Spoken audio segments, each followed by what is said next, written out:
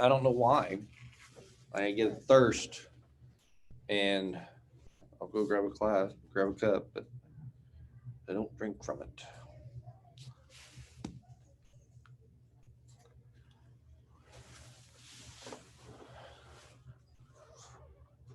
So what's new with you guys? Nothing's new and exciting. No. Leonidas, how's school? Frustrating. Frustrating? Are you in person yet, or are you still? I'm going to person in October 5th. Okay, so Monday. Next week. Yeah, next week. You're going back next week too? No, I'm not. I'm going back in November. Oh, wow. 2 days before my birthday. Wow. That's crazy. Yeah, I would dare to admit, not dare to admit, I am very uncomfortable in this chair. I don't know why. I would fail. With this whole pandemic, I would have failing grades. I couldn't do the online thing. Couldn't do it in college. Online. At first, online, like the first 3 weeks, I'm like, this is terrible.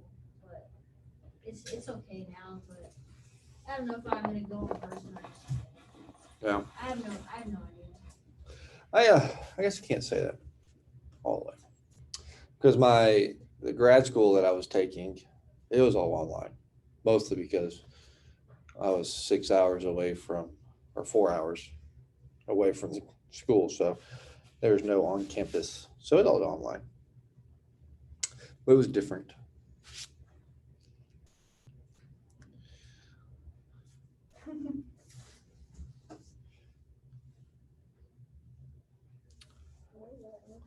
So, Peyton and Dylan, how's football? Good. It's good. Our next game's on Friday. Friday? Where at? Baytown. Is that all the way out toward Houston? I think so. It's a long way to go. And a short time to get there. Has anybody seen Smokey and the Bandit in this room? See what? Smokey and the Bandit? Yes. I've only heard of it. Jennifer hasn't seen it. Is it where the police are chasing after? Smokey and actually no, it's not Smokey. In the trend zone. Chasing after the bandit. Anyways, I just find it interesting. Jennifer hasn't seen it.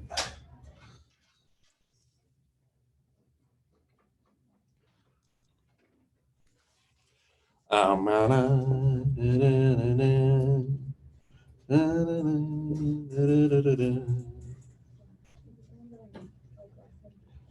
have. In February. So I got some fresh scent in my office. I think it's giving me a headache. What do you do? Well, so I went over to Mardell, and there was some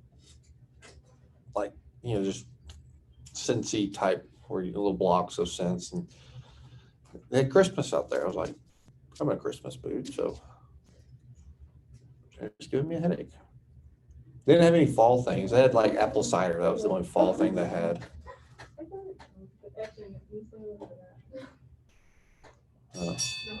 It could have been I just had too much in my office with the door closed, and it was just kind of, I don't know.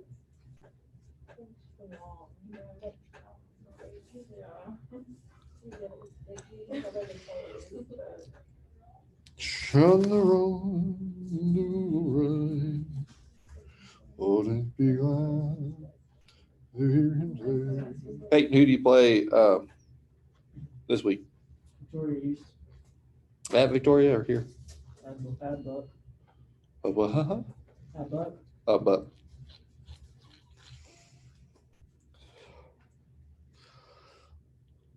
I think it's interesting that Corpus has two main stadiums, But one of them is like on Miller. It's interesting. We just had a rinky-dink field. We had a rinky-dink field. The Miller used to be Corpus Christi. Yeah. So that's why they're a big stadium.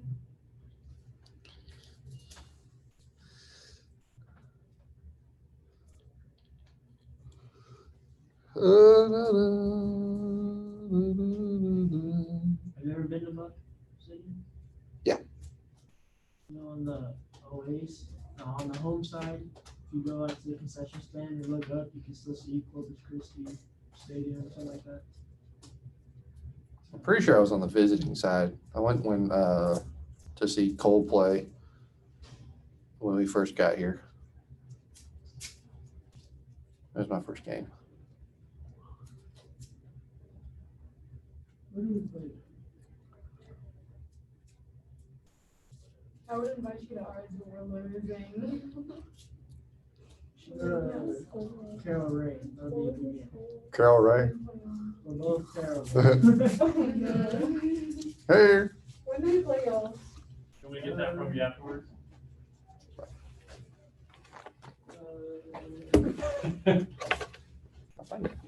I'd say throw it, then I'd drop it, so. Thank you, sir. You're welcome. Did you see the other video? Online? Oh, yeah, you did. You Yeah. liked it.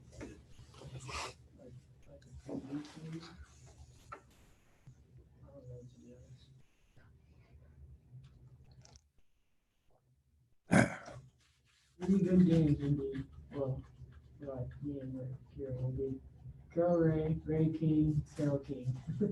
All three of us are no good. Yeah. But are y'all going to be good in basketball this year? Oh. Everybody's gonna be really good, except for a couple teams, like Ray. I was going to say, is Ray rebuilding? Yeah, because they had those two players last year. I'm waiting to see. Maybe they'll surprise us.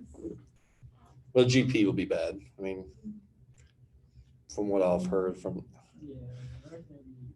They weren't very good last year. They're not gonna be as good as they were. So Football or basketball? both. Yeah. The football team is all worse, and then half of the JV team failed. I don't know how many of the varsity failed, We but played them well. I was going to, I was thinking about,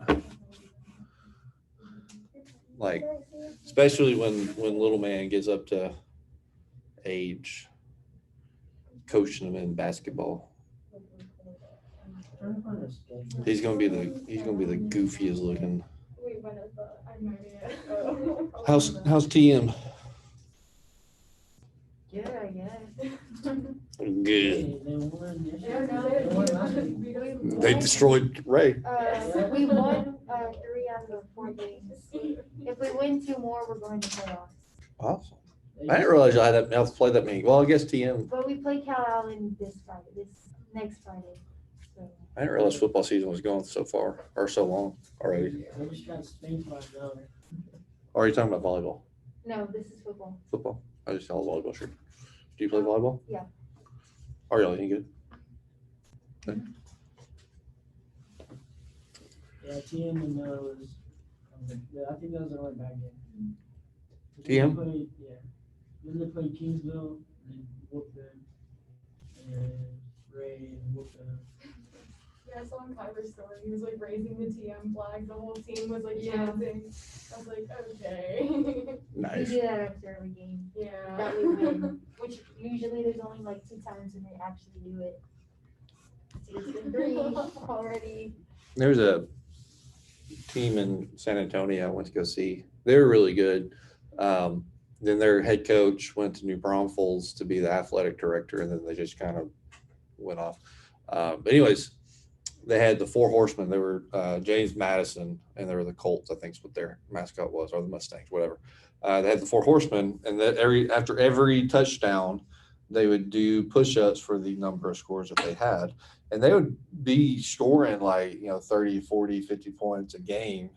And you can start seeing them as they get into those 40s and 50s. Those guys are really struggling for the push-ups. We used to do started getting tired of it, and so we just like cut that out completely. Probably smart. You know, when you do push-ups in the military, of course, long arms are the worst because you gotta make sure your elbow breaks the back, so it goes far enough. Oh, don't look or anything. It goes far enough back to where it crosses over your shoulder blades, and then you gotta fully extend all the way out. Problem is you have those short guys who have short arms, and so they're really just like this, and then I'm like, so anyway, so you gotta go as fast as you can. That's the key. You go quick, you can get them knocked out quicker before you break. It's the middle thing.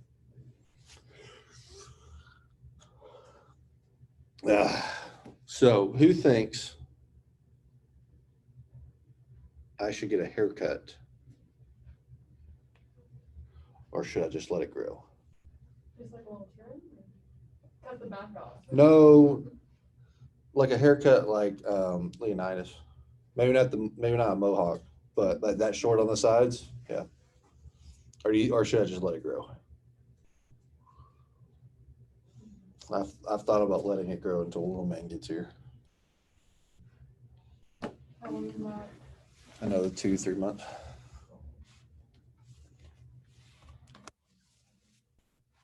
Play right next to GP next. Schedule it's supposed to be. It says we're playing GP next Friday, Ray the next Thursday, and then the next day we're playing GP again. So I don't know. Could be JV and things. All right.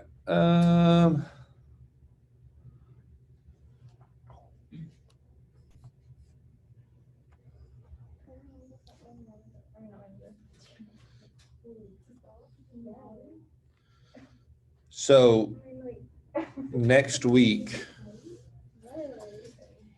we are going to be going to Philippians.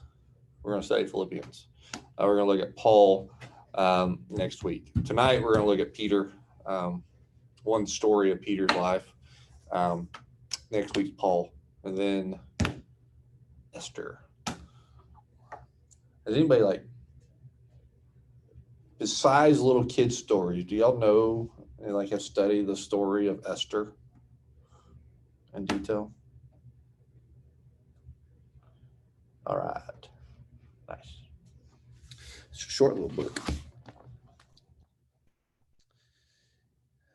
Does anybody get the gist of Esther? Right.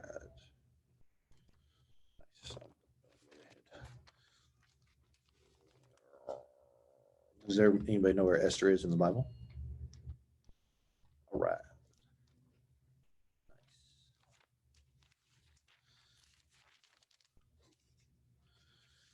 So that one might be a little bit harder to cover. Just 10 chapters.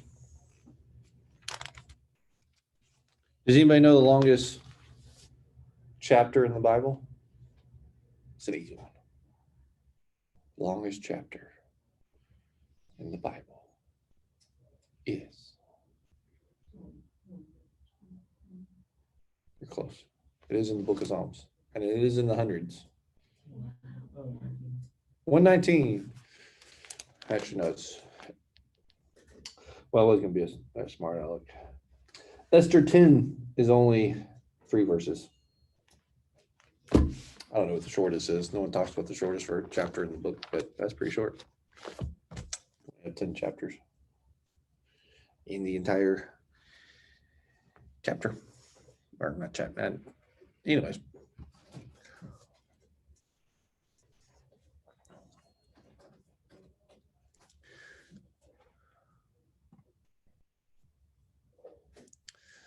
So, does anybody have anything new and exciting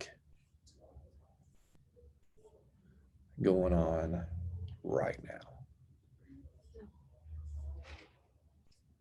Nobody. I don't believe it.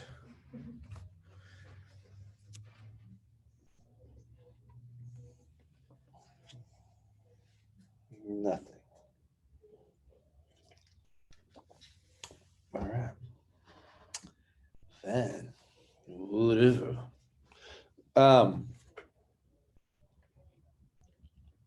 Make sure I get my calendar out incorrect. I don't have it scheduled with dates and details and times and things like that. But our next youth event is going to be on October 11. October 11 is what we're going to be doing. I don't know exactly details, whether it be like we did last time, where it's kind of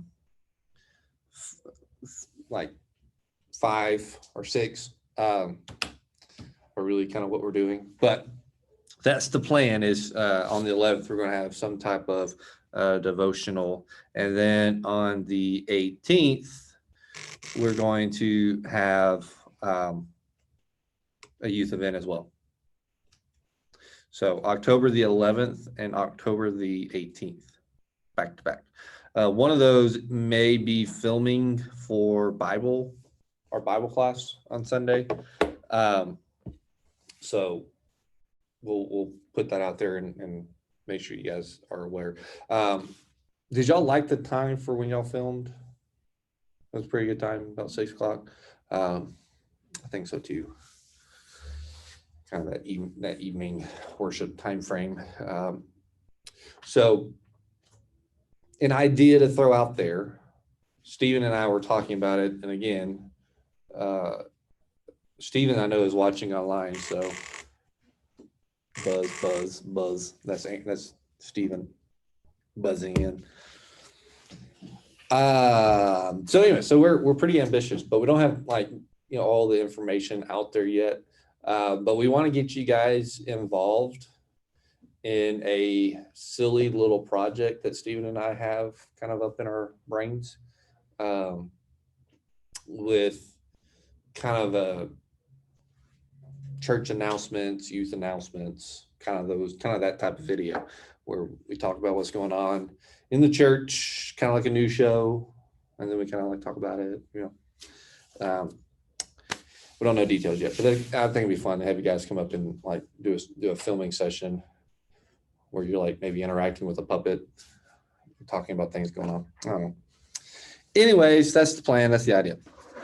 And before we get into class, I'm curious to see how many political guys we have in the room. Did anybody watch the debate last night? Did anybody wish they could have gotten that time back from watching the debate? Because I sure did. It was the worst. It was the worst thing I ever watched. No joke. It wasn't even about policies or politics. It was about how name calling, interrupting, and it was the worst. Yeah, it was bad. I will say this, and this is the only thing I'm going to say.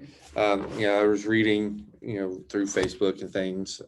One of the things that we know and can understand as a Christian, we need Christianity and Jesus more now than we ever have. Just from the divisive nature that is in politics, we need something to bring us together, and that is for the cause of Christ. And it's pretty scary of who may be running the White House come November. So be praying for that. So it will have a huge impact, especially for a couple of y'all seniors as y'all start going off into your own. All right, so a couple things. Those are all kind of just hit or miss things going on. Just remind you, Sunday morning, we're still having class. Wednesday night, we're having class. We're having worship Sunday morning. We're still doing some youth activities coming in on certain days. So just kind of keep, if you're not in the youth remind, let me know. Most of you are. If you want to be in there, let me know. If you're not, and I'll add you. But anyway, so that's the best way to get a hold of everybody and put that information out there. There was a slight change I had to send out for those who, nobody's in Zoom. I don't know why I'm using Zoom, but no one's in, it's just an easy platform. But I accidentally deleted the meeting somehow, some way, and so I had to create a new one. So if you had that old information logged in and saved, it's bad. So delete it. We'll give you a new one. So having said all that, time for class, since it's 15 past. All right. We are looking at a series of what is faith and looking at heroes of faith and kind of how these guys modeled faith, and then kind of looking at applications of their life. And I've been asking these questions just as a check on learning, so that people, so that you guys can know and I can know and be assured that you're listening and paying attention in class. When we look at the definition of faith, I'm going to change this question up. Besides what is faith, I'm going to change it up a little bit. What verse gives us the biblical definition of faith besides Peyton?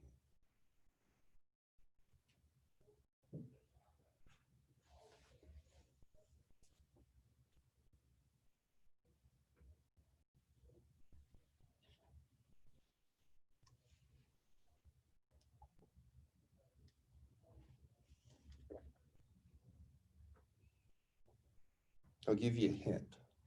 The Old Testament was written in this language, but then put an S on it. There you go. But what chapter?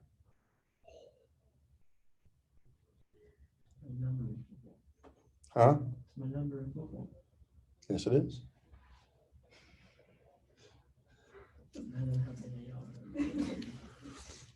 It's 9 less than this current year. That didn't make any sense. Hebrews 20:11. Right.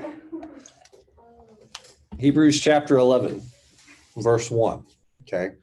And we've talked a lot about it. And it does say, the faith is an assurance of things hoped for, conviction of things not seen, something that we can put our trust in, that we're assured is going to happen. And we believe that these things are going to take place, even though we do not see them. And there's a lot that we can, pull to and look at in the Bible about, what we would say as heroes of faith. I picked simply 13 for these, 12. But there's many that we can look at when you look at that definition of faith, and kind of look at their life and how they were able to accomplish great things. But there's a lot that can be said about each and every one of these characters as they're trying to, figure out what's going on. Stephen and I were talking actually Tuesday, because it's Wednesday. Thursday hasn't happened yet. I was talking on Tuesday about, he was showing me this video, or talking to me about this video about how these guys found a time machine and then went back into time, like before the pandemic started, before everything was shut down. And like, have you ever thought about that? Like, if you can go back time, or as the Cher song, if you can turn back time, what would you do differently back in March of 2020? You think about a lot of things. In the video that Stephen was telling me, that they would grab all the cleaning supplies, and they bring every single cleaning supply, and then bring it back to, right now in America, or at the height of it, they'll go back in time and grab all the toilet paper and bring it back. One person went back in time, ended up, the time machine got broke and messed up, and he had to relive throughout the entire pandemic again, which would be awful. But we can look back at each of these lives, and there's a lot of information that we can see. But if you look at their time where they started, they didn't know the future. They didn't know exactly what they were going to do or how things were going to happen. And we looked at Abraham when God called him, he told him, I'm going to lead you to a place, but didn't say exactly what's going to happen or how it's going to take place. Ruth and Naomi, same type of thing. David, again, same type of issue where they were promised something, something's going to happen, or they had belief that something's going to happen, but they didn't have, they weren't assured physically, didn't say, yes, this is going to happen. Like we know the rest of the story in a lot of this. So kind of keep that in the back of your mind. Sometimes you got to kind of put yourself in the character's mind as you're reading through this story. So when we look at Peter, and we'll look at him as he steps out of a comfort zone, it kind of leads to the first question is, what is a comfort zone? Maybe you'll talk and answer this question. Like, if you had a choice, what is your favorite food? Pizza, okay. Yeah. Like if you were celebrating a birthday or some special holiday, what's on the menu? Chicken. Ooh, chicken. Jeannie makes a good pot roast. It's in the crock pot all day. It's so good. I would have a pot roast. But there, we have different things. But why is it why is that your favorite? Why is pizza your favorite, Leonidas? Tastes good, right? What about anything else? Is it because it brings up good memories? Like I love Thanksgiving, a Thanksgiving meal, turkey dressing, potatoes, and I don't eat any greens, but meat and potatoes and cheese. But when I think about Thanksgiving or Christmas, I think about those instances that food because it reminds me of something happy, right? Most of the time, Thanksgiving is one that's filled with joy. There's a lot of time you're spending with family that you may not have been able to see every day, and so you have that instance of it's something good that you're reminded of. There's comfort food. There's actually a cuisine out there that's centered around comfort food, and depending on where you are, it's like fried chicken, mashed potatoes. Over in Tennessee, is really famous for meat and threes. So you have a meat, and you have three side items, meat and threes or meat and twos. It's all about comfort food: meatloaf, mac and cheese, mashed potatoes, fried chicken, gravy, fried chicken, fried steak. Oh, it's so good. But it's comfort food. How many of you struggle with getting out of the bed in the morning? Or when that alarm goes off, you pop right out. How many of you struggle getting out of bed? Why is that? It's comfortable, right? Like, I don't know if you have that big comforter. We did have a cold front. It did get down like 50 degrees last night. But we have that comfort where we had the right pillows and it's really comfortable. We have that big blanket over top of us. I don't know what it is. I like a lot of weight. Like I'm thinking about getting a weighted blanket and using that. But it's a comfort thing. And we don't want to get out of the warm bed into the cold room. And it's hard to move sometimes in the morning. What do we know about being or the idea of complacent? What is the definition of complacent? Have you ever heard anybody say you might be a little complacent or use that word at all? A few here and there. All right. Well, I looked it up. Merriam-Webster's defines complacent as marked by self-satisfaction, especially when accompanied by unawareness of actual dangers or deficiencies or unconcerned. You kind of go through the motions in so many ways. I remember at one point, and we'll talk about this for those who are driving, but I remember at one point I had a cold, so I took NyQuil the night before, and then I took Dayquil in the morning. And for whatever reason, Dayquil kind of has an odd effect on me. It's not supposed to be non-drowsy, or it's supposed to be non-drowsy, but it kind of still causes me to be a little drowsy. I ended up driving and I drove like, I don't know, it was like 15, 20, 30 minutes into town to go get a paycheck or go to work. Don't remember the drive at all. I don't know if that's ever happened to you, where there's like long stretches of driving for those two, three people four people who are driving. Sometimes that scares me. Like there's a time coming home from doing some National Guard training over in outside of Houston. There's a long strip of I-10 that I don't remember what happened. Um, I started kind of drifting. I didn't go off the road, but I started drifting.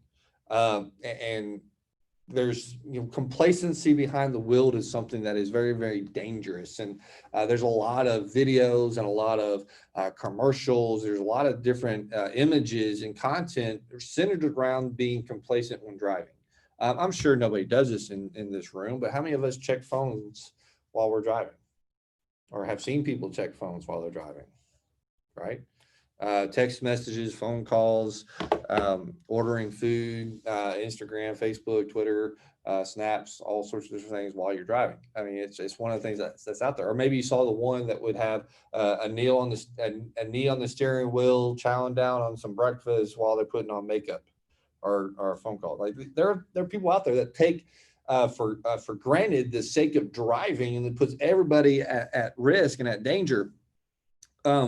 So what is the damage or the harm of being complacent? We talked about it behind the wheel, but what about right now in your life? What is the danger of being complacent right now, September 30th of 2020?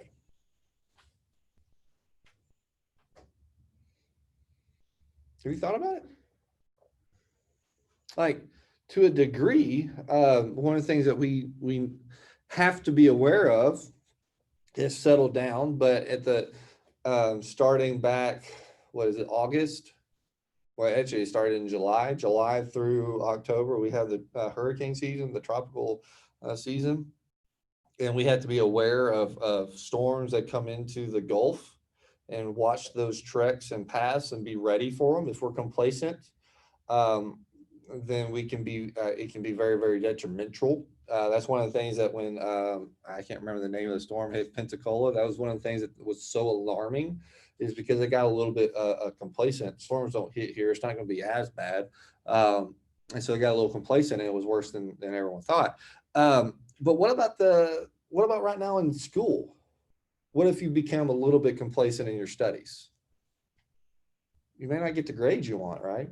If you don't get the grades that you want, you may not be able to play football or cheer, sports, or you may not. You may have your parents get angry at you and be disappointed. There's times where I would have to bring every single book home from school, and that was my punishment. Load everything into the backpack and bring every book home. There's instances of being complacent. What about the virus that we have going on? What if we're complacent by not adhering to certain things going on with this virus? And we just say, "Oh well, I'm young. I'm okay. I'm not going to affect anybody else." See, there's a lot of things that we can become complacent. What about voting? Y'all aren't old enough to vote, but what if we were complacent when it comes to politics? We'll let them figure it out. Where would our government be if that was the case? You see the dangers of us becoming complacent in the way that we think, or being in our comfort zone with so many different things that are going on in our world. You can see the difference between all of that going on. Now the question is, do you think that there is a problem with being in our comfort zone or being complacent here at church, here at Weber Road? Think about it. You don't necessarily have to nod your head or shake your head or anything, but think about it. And I want you to really look inward and maybe look into your life. Are you being a complacent Christian, a comfort zone Christian, where you just stay in this comfortable bubble and you don't move out from this spot? And it's sad to say that as we look through this pandemic, I think a lot of people were, and maybe a lot of people are still, this idea of complacent, because they don't want to venture out, or maybe they're scared, maybe there's some legitimate fears that are out there, but there's options and opportunities. So the question is, are we being complacent? And another thought just to kind of think about here for a second is, what about the apostles and disciples of Jesus in their time? Was there any idea of being complacent or being in their comfort zone with the apostles and Jesus? Something to think about. When we come to our text, we're going to spend most of our time in Matthew chapter 14. But in order for us to really get the background of this information, we need to turn over to Mark chapter 6. We're not going to read Mark 6 because it's 14 verses 30 down through verse 44. But there's a lot of information here that talks about our section of scripture in passing. One of the things that we see here is this is shortly after Jesus sends his disciples and apostles on a short commission, a limited commission. Okay. And when they come back, they begin to, in verse 30, the apostles returned to Jesus and told him all that they had done and taught. And he said to them, come away by yourselves to a desolate place and rest, for many were coming and going, and they had no leisure even to eat. The apostles went on their journey to do all these miraculous things, to teach them about Jesus. And then they come back to Jesus all sorts of excited and just rocket fire ready to go. When you come home from camp, how excited are you to talk about things of camp? Right? That's all you can talk about. Oh, did you see what so-and-so did? Oh, did you see what campers did in their skit? They cut Ryan's hair. Oh, man, did you see Steven do this big old belly flop from the ropes? Oh, did you listen to this message? Oh, did you hear this song? Oh, the singing was beautiful. You keep talking and going about every aspect of camp. You're so excited about that. Now, imagine the apostles with that same type of emotion and excitement coming to Jesus and saying, look what we did. Look at what we were able to accomplish. Look, I saw you do this. That was awesome. Oh yeah, you healed that person. Oh yeah, it was great. Oh yeah, I talked and we really taught this person. We taught him about your love and we talked to him about your will and all these different things. He wants to follow you and all this thing going on. And Jesus is there just listening to all this. And he says, hey, let's pause and let's go to a quiet place and let's rest for a little bit. Let's get some R&R, rest and relaxation, and let's just go and be by ourselves right now. Let's rest. Let's get some food. They needed it. They didn't even have time to eat. They didn't have a leisure time to eat. And so they left, and then they went over as they were journeying across the Sea of Galilee. And then as soon as word gets across to the other side, before the apostles and Jesus get there, there is already a multitude starting to form on the other side of the sea.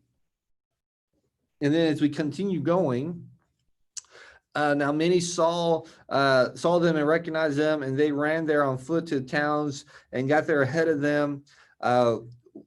When he went ashore, he saw a great crowd, and he had compassion on them because they were like a sheep without a shepherd, and he began to teach them many things. So besides trying to go over to this whole area, try to get some rest and relaxation, to talk to them, to listen to them, he sees a great crowd of multitude because they were like a sheep without a shepherd. It's interesting. There's some context and there's different lessons, but you can almost see how disciples were like, well, there goes our time. You see, there was no rest and relaxation. This is leading up to the feeding of the 5,000, and Jesus begins to teach them, and the disciples say, hey, look, it's getting late in the day. Let's send them away so that they can get food. Let's go get some bread. And Jesus says, well, why don't you go? He says, we don't have enough money to go buy 200 denarii worth of bread. What do you have? We have 5 loaves and two fish. And Jesus says, bring them and let's eat. And so he breaks the bread, feeds them. And then in verse 45 in Mark begins our story here of the crossing back over and Jesus walking on the water. It says, and immediately he made his disciples get into the boat and go out to the other side to Bethsaida. So he sees all this going on. They've witnessed this. They're coming to Jesus, telling them all the great and wonderful things that they were able to do. They're going to spend quiet time alone with Jesus and to hear his message, to reflect on different things. And then this great, huge miracle happens. And then they get back into the boat and they're going back to the other side. Jesus is not with them. He has gone up to a quiet place on the mountain to pray to God. All right, now let's turn over to Matthew chapter 14. There's a little bit more context here that we're going to kind of flesh out. When Jesus goes to the mountain place, he spends time in prayer. The disciples are in the boat making headway into the wind. A storm starts to brew and they're struggling against the wind. They're struggling to make anything. And they see Jesus walking on the water. And we'll start in the context. But when the disciples saw him walking on the water, this is verse 26, when they saw him walking on the water, they were terrified and said, "It is a ghost," and they cried out in fear. What scares you? This time of year, last couple of years, a lot of people have come up to me and say, "Hey, let's go to the haunted Lexington, or let's go to a haunted house." I don't do haunted houses. I just don't. I just don't like them. Don't like being scared. Don't like horror movies. Just don't like them. But people thrive on fear and living in fear. And a lot of what has gone on in this whole 6 months of life is that we have a lot of fear going on and a lot of uncertainty. They saw this shadowy figure out there in the midst, and you start to kind of see different things, and they see that this figure, and they say it's a ghost, and they're crying out in fear. They don't know what's going on. They're already struggling in the boat, and they're wrestling with fear in the midst of this trial, this boat in the middle of the ocean or the middle of the Sea of Galilee. They kind of curious, like, have you ever had that? What types of things are you afraid of? Like, have you experienced crippling fear in your life, maybe this year, or you're trying to wrestle with different things? And then in verse 27, and we'll flip back to Mark chapter 6 here in a moment, but it says in verse 27, "But immediately Jesus spoke to them, saying, take heart, it is I, do not be afraid." There's comfort in that. Jesus is saying, look, don't be afraid. I'm here. I'm with you. It's just me. And then Peter speaks up and he says, "Lord, if it is you, command me to come on the water." And he said, "Come." And so Peter got out of the boat and walked on the water and came to Jesus. When we look at this story of Jesus walking on the water and Peter walking on the water, what do we think of? Peter's failure, right? Most of the time, that's all we think about. Well, Peter didn't have enough faith to walk on the water. Well, we'll talk about that, and there is some. He let fear grapple him down, and it says, "But when he saw the wind, he was afraid, and beginning to sink, he cried out, 'Lord, save me.' Jesus immediately reached out his hand and took hold of him, saying to him, 'Oh, you of little faith, why did you doubt?' And when they got into the boat, the wind ceased, and those in the boat worshipped him, saying, 'Truly you are the Son of God.'" I want to pause here and say, when we look at this story, one of the applications that we can see here is that we can let fear overwhelm us. There's two different instances here in this section. Peter was afraid, and the rest of the disciples and apostles were also afraid because they didn't get out of the boat. And we'll talk about that here in a moment. But one of the things that's interesting here, if I can get back to it quickly, one of the interesting things here is as we looked in Mark chapter 6, they're making headway. This is 48, and they saw him. They're making, and he saw them that they were making headway painfully, for the wind was against them. And about the fourth watch of the night, he came to them, walking on the sea, and he meant to pass by them. But when they saw him walking on the sea, they thought it was a ghost and cried out, for they all saw him and were terrified. But immediately he spoke to them, saying, "Take heart," and it's saying different things. And in verse 51, he got into the boat with them, and the wind ceased, and they were utterly astonished, for they did not understand about the loaves, but their hearts were hardened. You can, during this whole issue in life and in different chapters of your life, you can let fear gripple you, where you don't know where to go. There's a lot of new things that has happened in your life, or will happen. Some of you are stepping into middle school for the first time. Some of you are stepping into your senior year, and you have a lot of decisions to make in that year. What are you going to major in? Where are you going to go to college? Are you going to get scholarships for college? And there's a lot of those different things going on as a senior.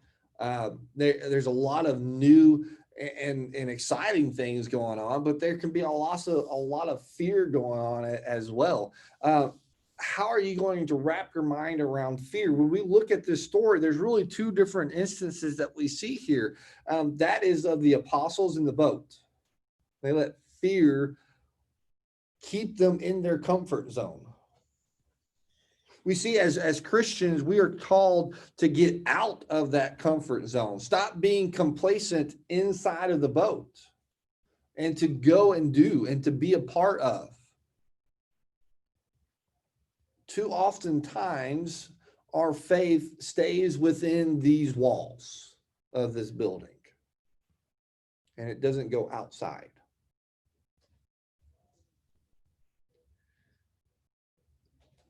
Our fear keeps us from going outside, allowing our faith to be outward in the world, because we're afraid of people mocking us, laughing at us, not getting the likes or the popularity on Instagram. So we may post things that are inappropriate or like things that are inappropriate.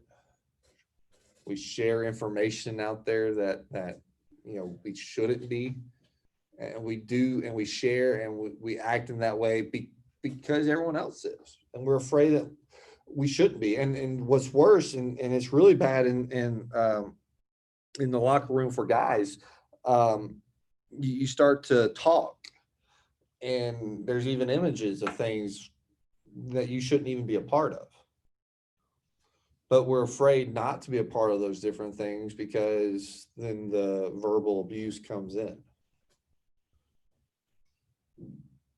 We allow fear to keep us from allowing our Christian life to shine.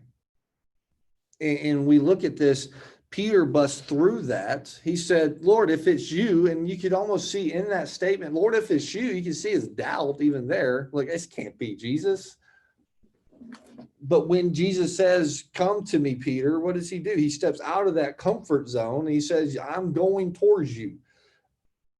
In Hebrews chapter 12, verse 11, Hebrews 12, verse 1 and 2, really kind of focusing on verse 2, it does say, "Fix your eyes on Jesus, the author and perfecter of our faith. Lay aside all the weight, lay aside every sin that may be holding you down, the burdens that are holding you down. Fix your eyes on Jesus and run the race with endurance."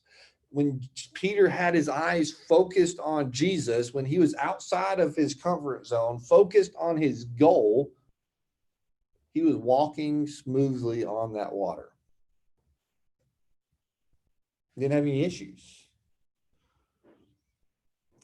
But the other side of this is that when Peter looked around and he started to see the wind, the effects of the wind, started to see the waves, feeling the waves hit him. I heard one person say, maybe as he's walking through, a wave came and sideswiped him and splashed water in his face, and he began to look around and see the middle of this storm.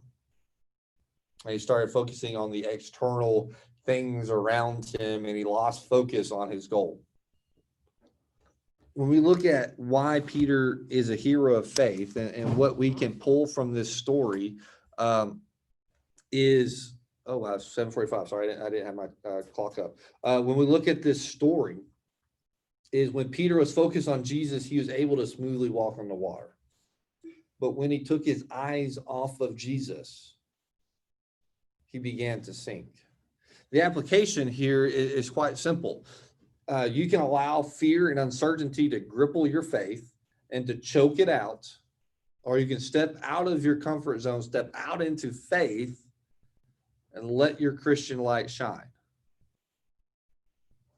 Jesus is the getting to heaven and being with Jesus and God is our goal in life. That's our focus. That's what our hope is set in.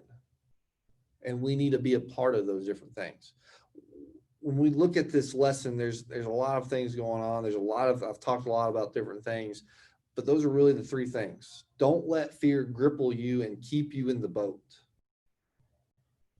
But also know that when you're out there on the water outside of your comfort zone and you do get knocked down and you do begin to sink, Jesus is right there to build you back up and to save you and to grab you and to carry you back to the boat. You also, in that, have the church to go along with you. So don't allow the fear and anxiety to keep you in your comfort zone. Step out into faith, knowing that Jesus is there and we as a church are there to do it with you. Let's pray and we'll be dismissed. Heavenly Father, thank you so much for all things that you do. Lord, we pray that you guide and direct us. And Lord, I pray that you help us along this journey and this path and help us to step out into faith and out of our comfort zone to let our lives shine and be glorify you in all the things that we do. We love you so very much and be with us. And we pray this all in Jesus' name. Amen. All right, guys. Head on. Sounds like everyone's dismissed.